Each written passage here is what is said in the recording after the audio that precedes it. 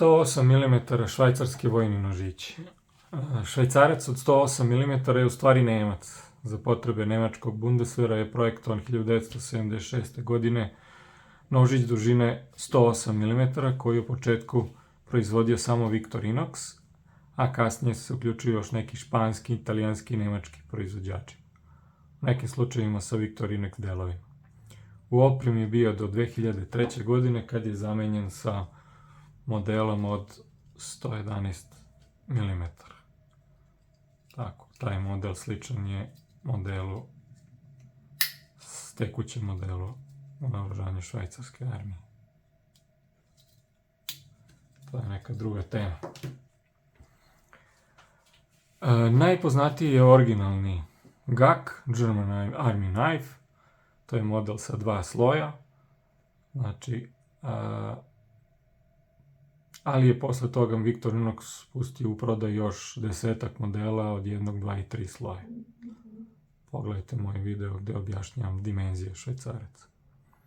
Osim GAK modela, ti modeli su prilično retki, na tržištu se pojavile i moderne kineske reprodukcije GAK pod nemačkim trgovačkim markama. Po meni veoma zanimljivo, ovaj model je veoma zanimljiv, ovo su isti su modeli,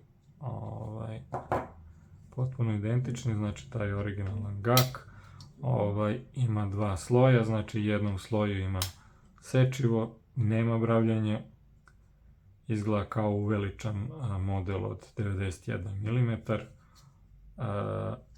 ima najlonske obloge drške koje imaju prilično agresivnu teksturu, slično kao 93 mm model, Alox, međutim mnogo bolji je ovaj grip. Jedan od najboljih gripova od svih sa Army Knife. Znači oštrica, klasična, Victorinox, samo je uveličana za tu dimenziju i u drugom sloju ima jedan multi alat. Originalno dolazi ovde još jedan poklopac za testeru, znači imamo testeru za drvo.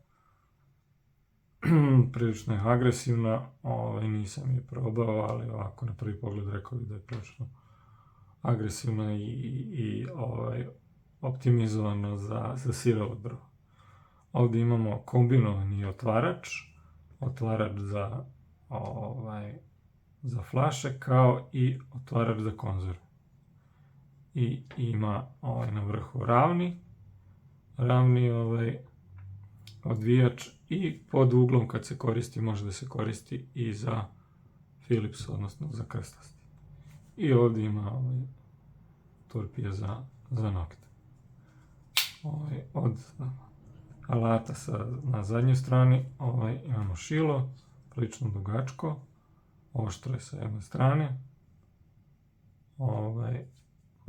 znači za bušenje rupa, provrtanje, znači za drvo bez problema, i imamo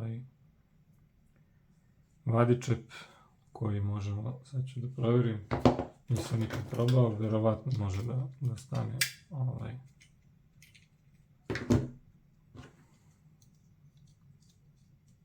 ne može, može. Znači može da stane i mali mikro odvijač, odnosno za naočar.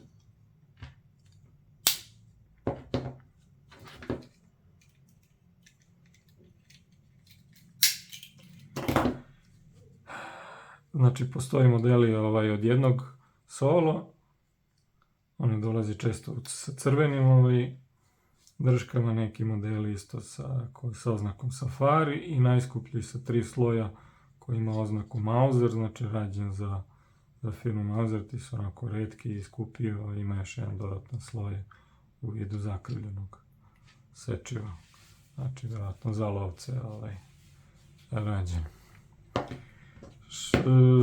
Šteta što se više ne proizvode, može da se nađe sasvim za neku pristojnu cenu, nekom kome je zanimljiv format, Sasvim upotrebljiv nožić.